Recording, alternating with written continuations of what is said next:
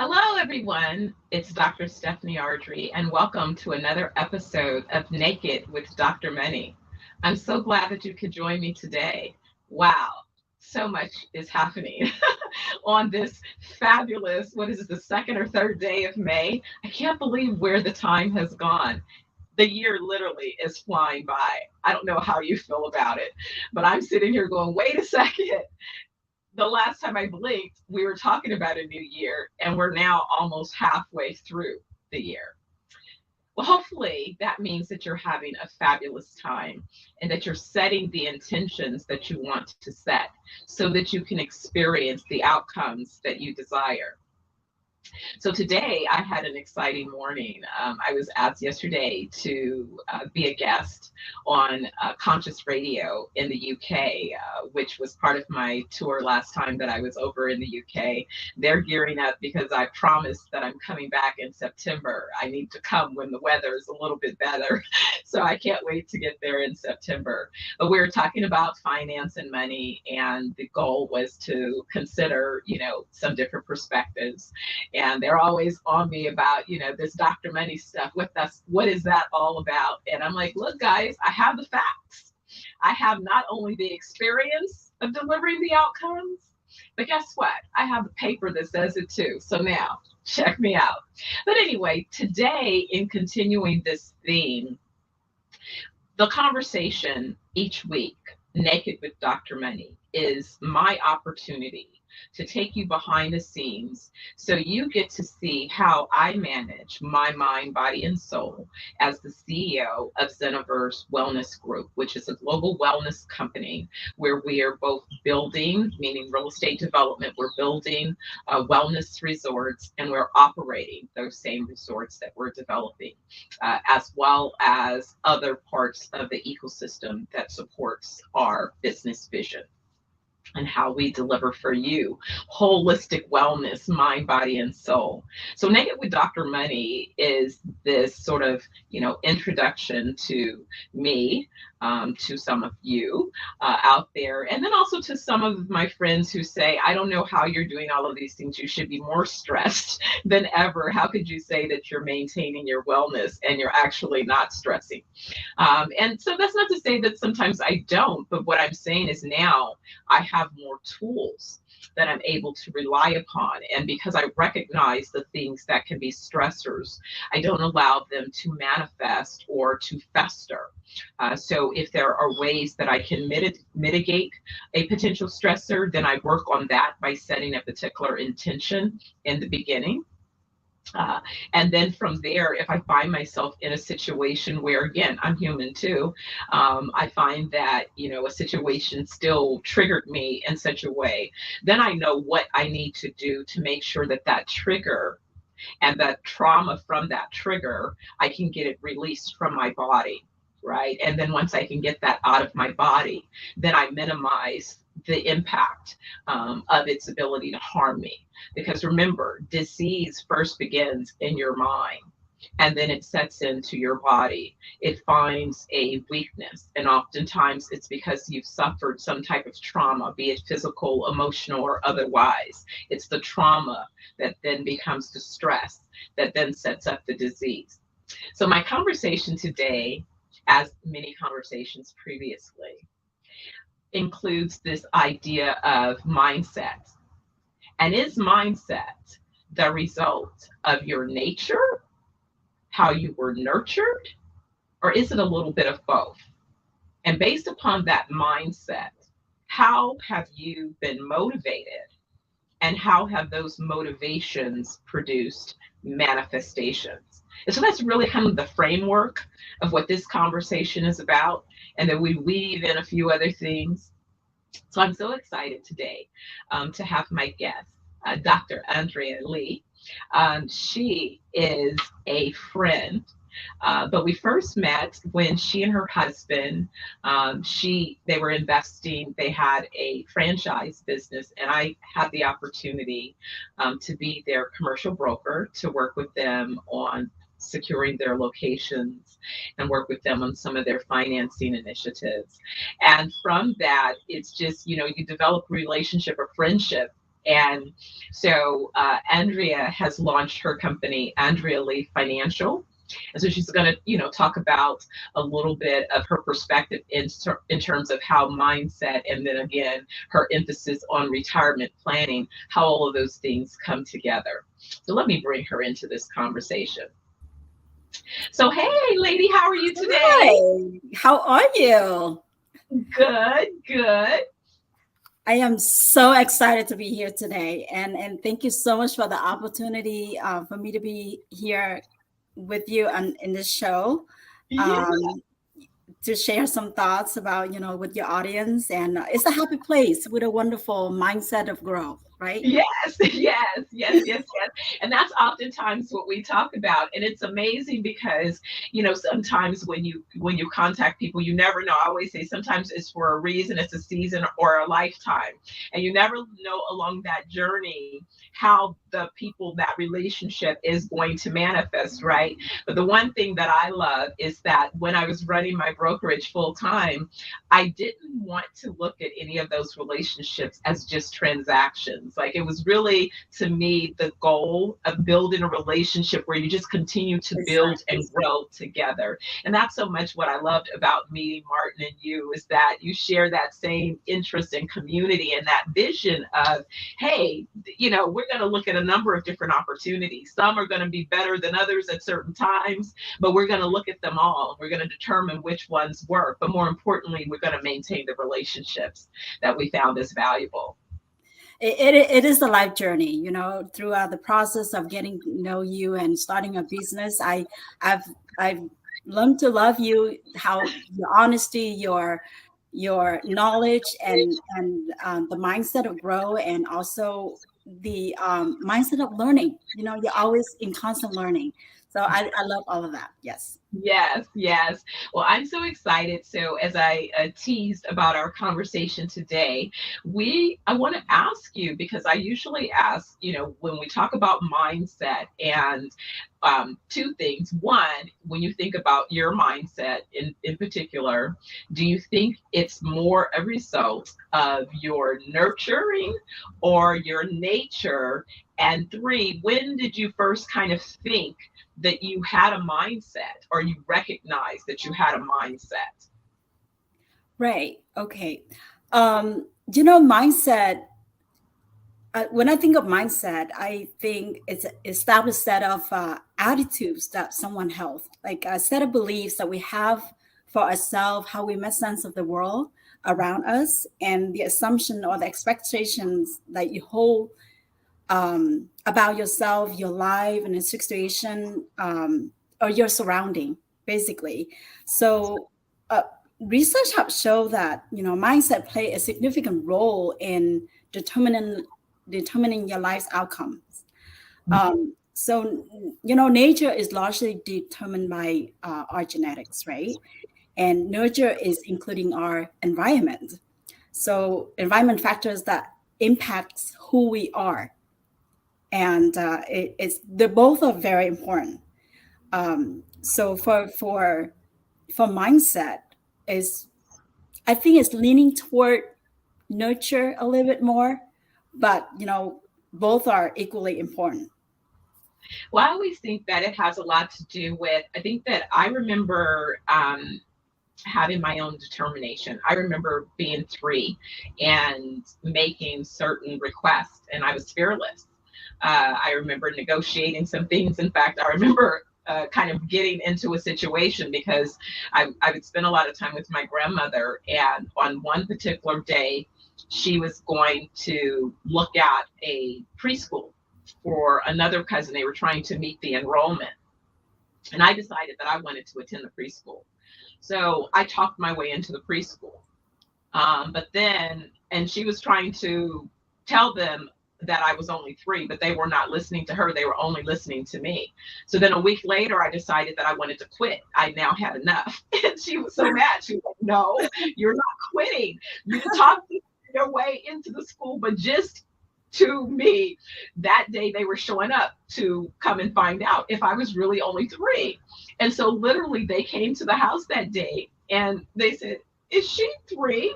And my grandmother said, yes. And they said, well, she can't go. And she was so outdone. And so she said, okay, so when you're 4, you're still not going to preschool. You're not going to school until you're 5 because you just worked a whole that age.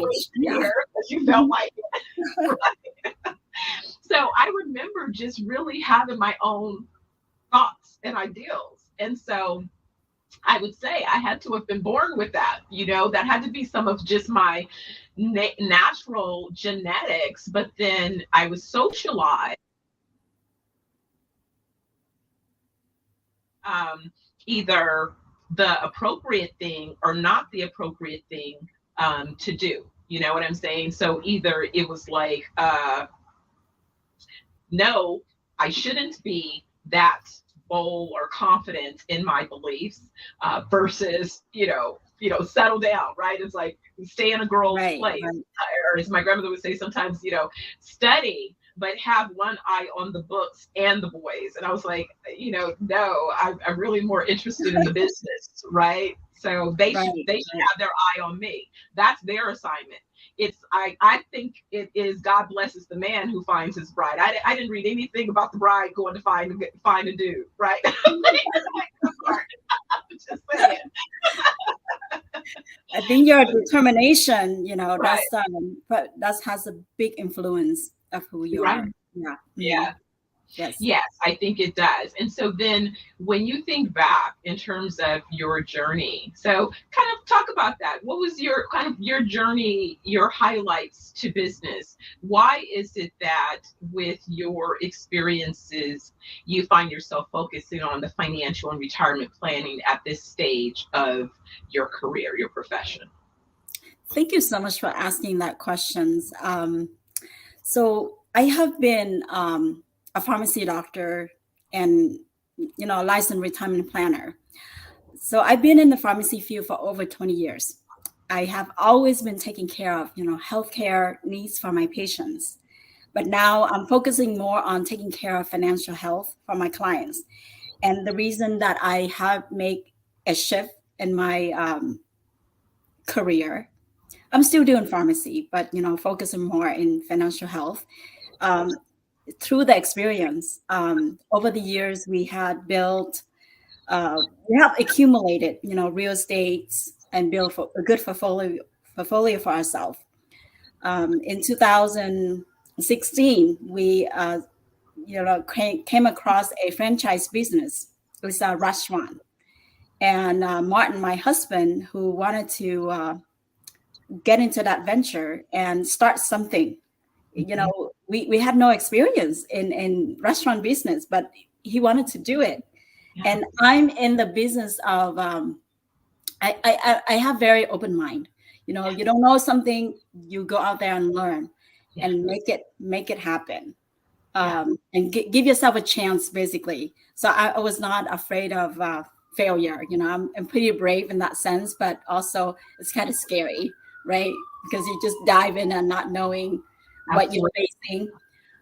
So we opened 2 restaurants, not 1, but 2 at the same time in 2018, and then 2019, COVID hit. That was a bad timing. And all the restaurants closed in 2019 because of the pandemic, and we really suffer a lot. And for any business at all, when you open, you got to give yourself at least a few years to get a hang of it, and eventually making a profit. And that may take years to make a profit, especially in restaurant business. Is pretty tough. And now I know how people said, if you want a divorce, get into restaurant business.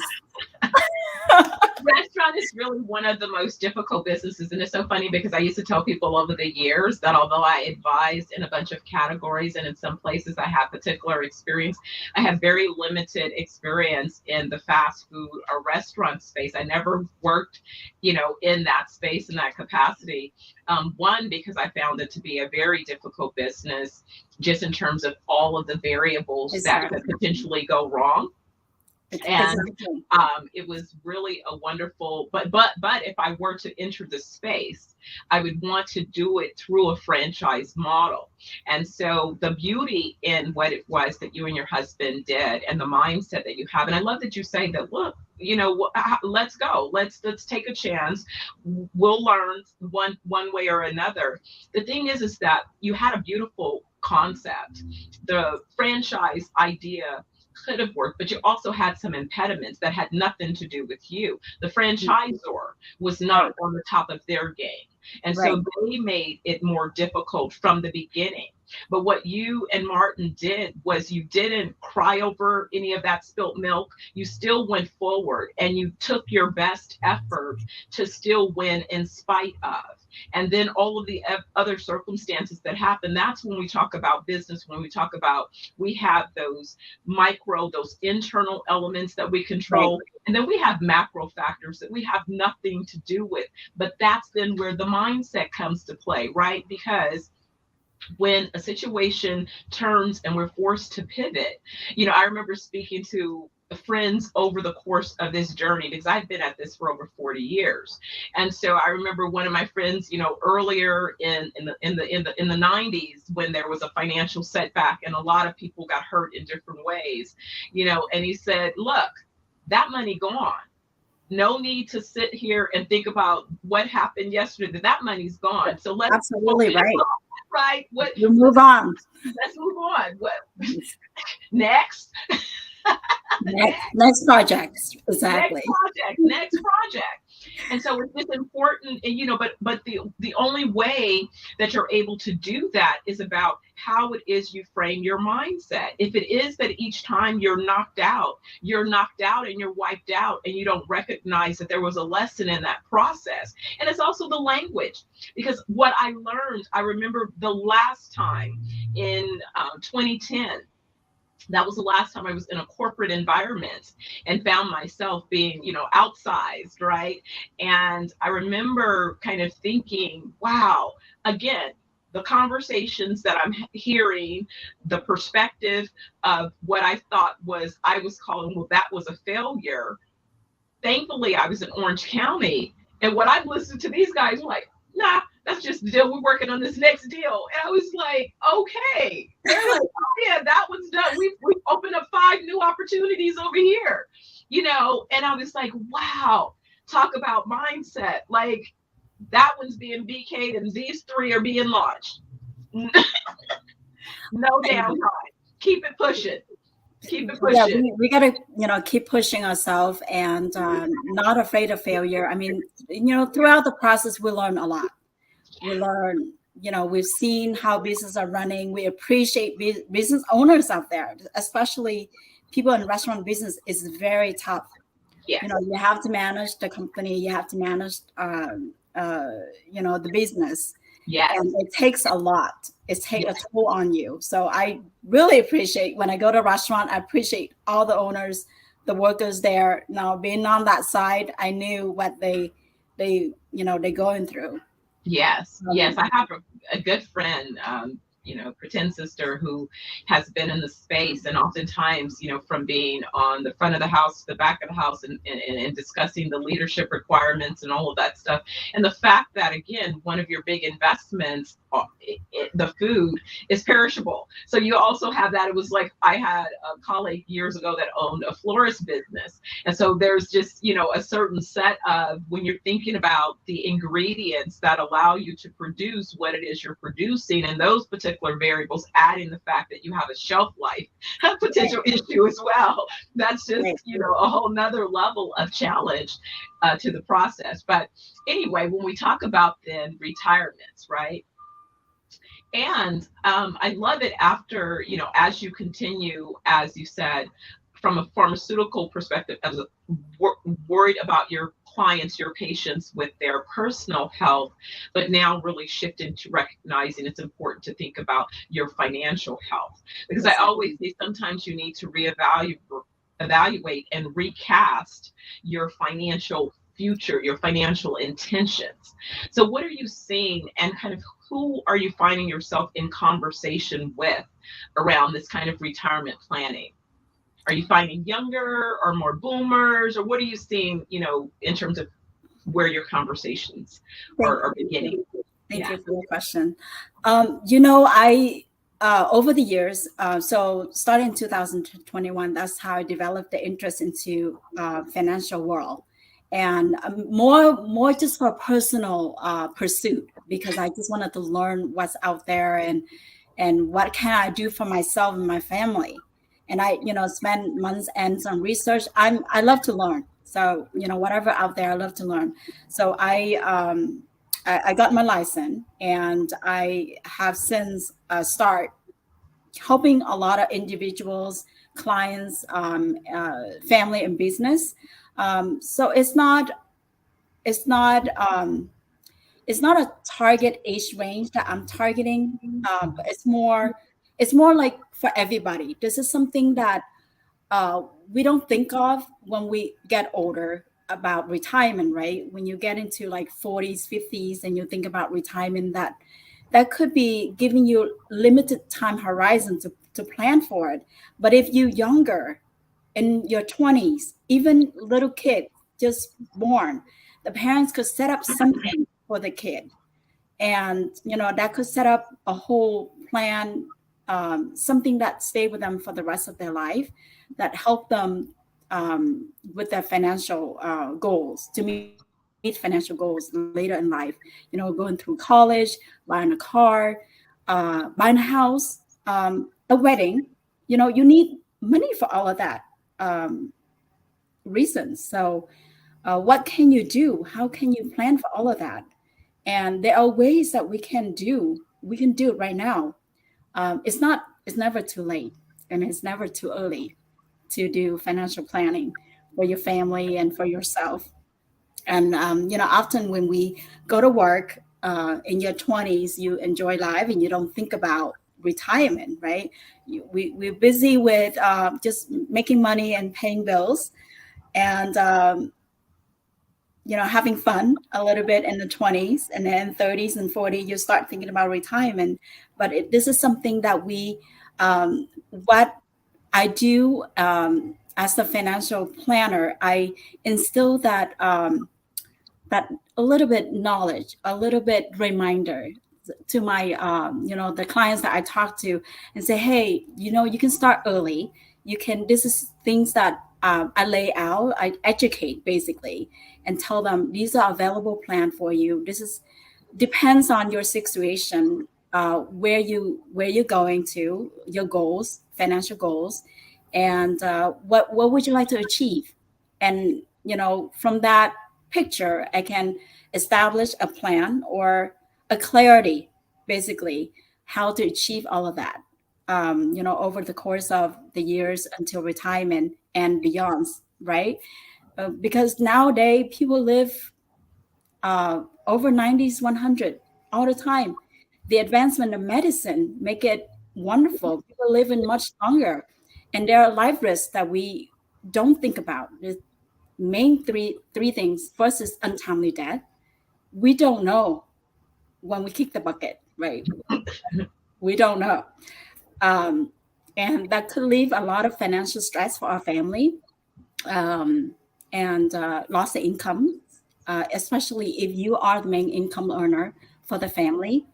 If you're a husband with two kids and a wife, and if you're the only one working and you're not coming home tomorrow, who's taking care of the kids? Who's taking care of the family bills? All of that, your wife, your family, and the kids need to live. So how do we plan all of that?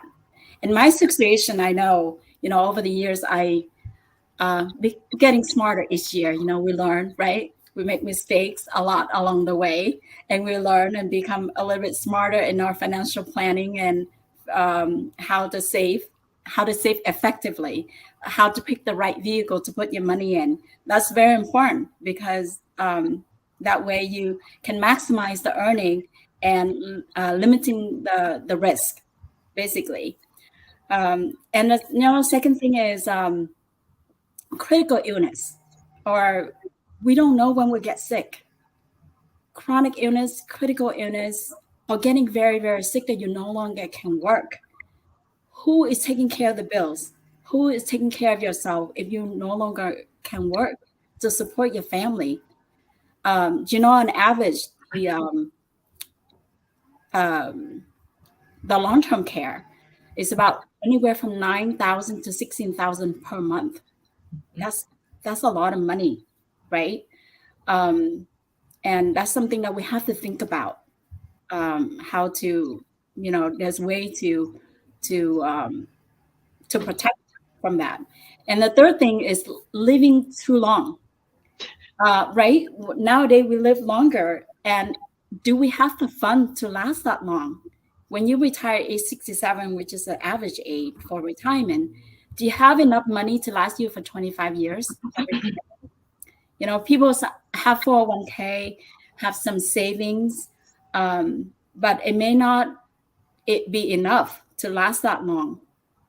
And I've seen reading the news and following the news, lately, a lot of people coming back to work at age 65 because they cannot afford to retire because, their bills, medical bills, the biggest BK reason is medical bills for that. The healthcare cost in US is very high. And there is a way that we can, we can plan in advance so that we don't have to run into that crisis. So they'll plan that we can do all of that. So in that, it's interesting because I too address finance and wealth creation using tools like insurance and, of course, real estate and venture and all of those things. And I use insurance and those types of vehicles as tools to support business interest.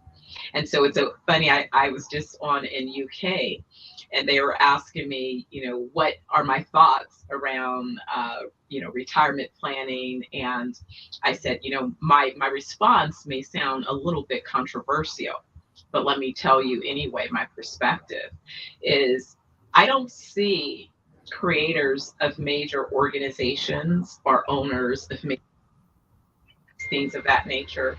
I don't see them planning for retirement. They plan for continued ownership. And so the problem is that if I'm planning for retirement, then that means that I must be someone else's employee. And so already I'm on a different side of the table than I care to be anyway, because really what I should have become is the employer. I should have been creating some type of business vehicles and instruments and learning things like how to use insurance and tools to be my own bank and to be my own financing institution for my family, so that we can then create generational wealth, so that we can be the lenders and not the borrowers. And so it's that kind of information that I think is the shift. So when I talk about, again, mindset, it is about the mindset and the perspective. So when I was first introduced to insurance, I was a young person. And I'm so grateful to my friend who was in the business. And at that time, like I said, I was in business at 19 and 20. And I was still on my mother's insurance because I think they let, she was a city employee. She kept me on until I think I was 25, as long as I was kind of in school. And so I didn't need to pay for medical.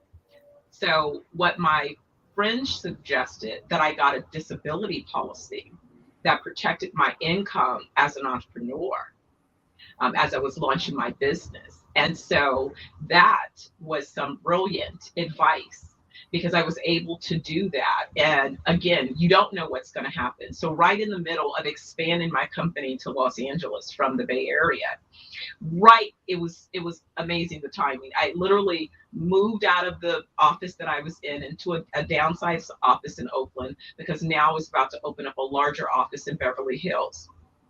And in about 2 weeks, I was going to be going and completing the lease. I kind of settled on the location. I kind of got all that shifting away. And literally, I'm in LA. It's a Sunday. I'm cruising in my convertible, not a care in the world. I'm stopped at a red light. A lady behind me doesn't see the light and hits me doing 50. Oh my God. And knocks me a half a block. And and I got hit hard enough. Thankfully, I was in a stick where I could see her coming, and it was like, but I couldn't go because there was cross traffic, and I was the front car, and I was praying, I'm like, oh my God. But right at impact, because it was in neutral, so I got hurt bad enough where I had all kinds of internal injuries. We didn't think I'd ever have kids, just a lot of stuff, but Right. not bad enough where anything broke. So I think that was the worst kind of injury, because on the outside, I looked like I should be okay, but it took me over a year to recover. It And does. what took care of me was the fact that I had that disability policy that covered my income. Because once they got the prognosis and the update from the doctor, they didn't ask me anything. They came and wrote me a full check in lump sum. Yes.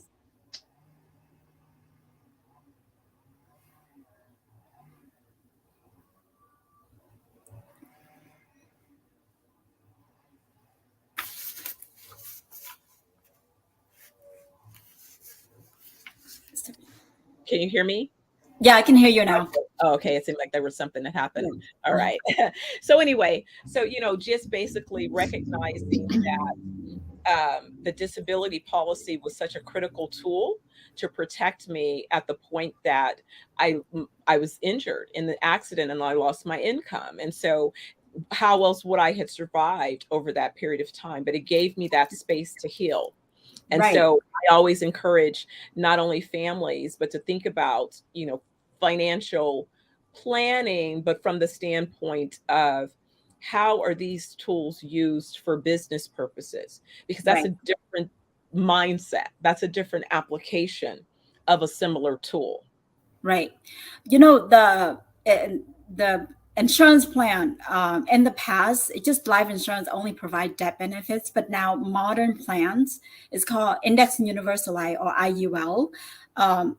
You able to access living benefits. So let's say the terminal illness, chronic illness, or critical, or you suffer from injury, you can get access to the money and to help you with the situation, like in your case, right? And also another positive side is protect from the downside market risk.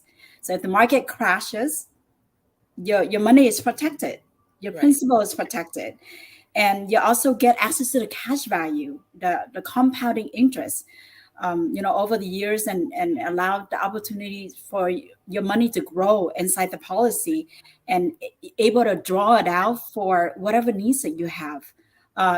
People using it for, like you said, infinite banking for yourself, for your family, to set up a plan. And so you can draw out the money, and whenever you have business need or whatever the needs may arise, right? Buying a car, have a wedding for your kid, or buy a house, you can do that. And it's a valuable, it's a good plan to have in every family, basically, so that you get the benefit and the protections. Also the tax advantage, the income tax-free debt benefit, the money grow tax deferred, so you don't have to later on you can access the money tax-free or tax advantage distributions. And the living benefit claims is also tax advantage. Protects a life against life's risks, basically, and reduce market risk and enjoy tax advantage. It has all the positive upsides that we can capture, and to have for your family, for every members of your family.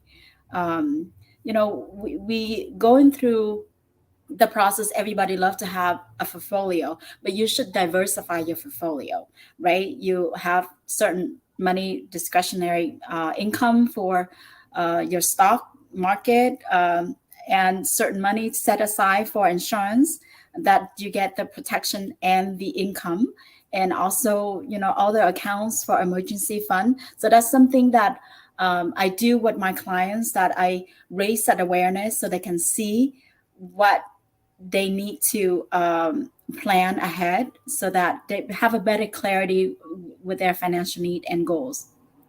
Yeah. And I think that that's so important. What I would like to do, Andrea, is I want you to give information so people can contact you to get more information about your guidance on the financial side. So how is it that someone should best go about reaching you? Great. You can reach me directly by calling 714-388-6168. Again, 714-388-6168. Or you can go to my website at www.andrealee is Andreale financial.com. And, you can get in touch with me from there. You can send me a text to that phone number as well. Fabulous, fabulous. Well, I think it was great to have a conversation with you today. I think it's exciting. Again, we're in, I think this is Women's or Financial Literacy Month, or a little bit of both. We're talking about, the financials and the importance of planning, as well as, what that looks like in terms of pivoting a mindset that would allow you to recognize that, hey, I may need to do some new planning, especially at a time that we're hearing messages regarding the economy and inflation and all of these things that typically make people afraid Right. and uncertain. So it's great to be able to have a conversation that provides some insights to providing people with an opportunity to gain some of that certainty back, by becoming Exactly. informed. And that's what we can do, is we offer information that we hope will give you some new understanding that might be contrary to what you've had previously. And with that information, then you can make new decisions, right? And that's all we Absolutely. want to do, is share new information and see if that becomes an opportunity for you. Well, Absolutely. say hello to Martin, and I want to thank you again for joining me today. And I look forward to our continued working together going forward. And, thank you again for all that you shared. Thank you so much for having me today. And I do look forward to be, on your show again. Joining Fantastic. you next time. Absolutely. Yeah. Yeah, because we need to talk about global markets and Vietnam and all of that stuff. So we must Oh, talk yes. about business We are side. expanding. Yes. For international market.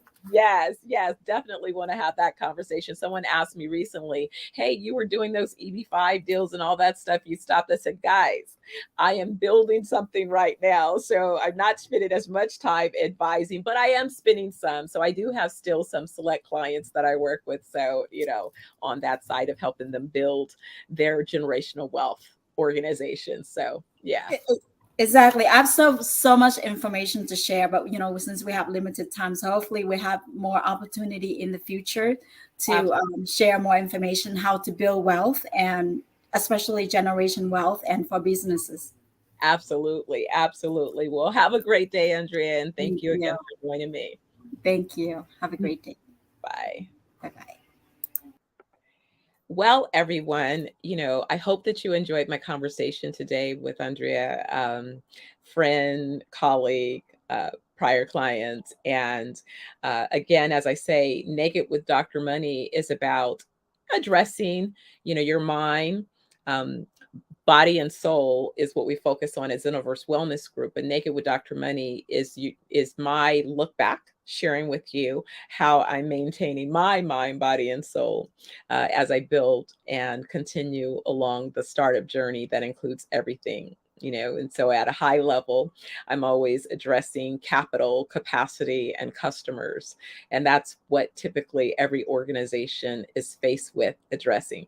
And so at any given point, any of those buckets can be filled with stressors and opportunities for you to, need to musa and come back and reset that intention. So anyway, hope that you enjoyed today and that you'll tune in again next week. Remember, if it's Wednesday and it's noon, chances are Pacific time, it's Naked with Dr. Money. So I hope to see you next week. In the meantime, have a fantastic week and take care of you, right? And hug a couple people. Hug a couple people before I see you next week. All right, take care.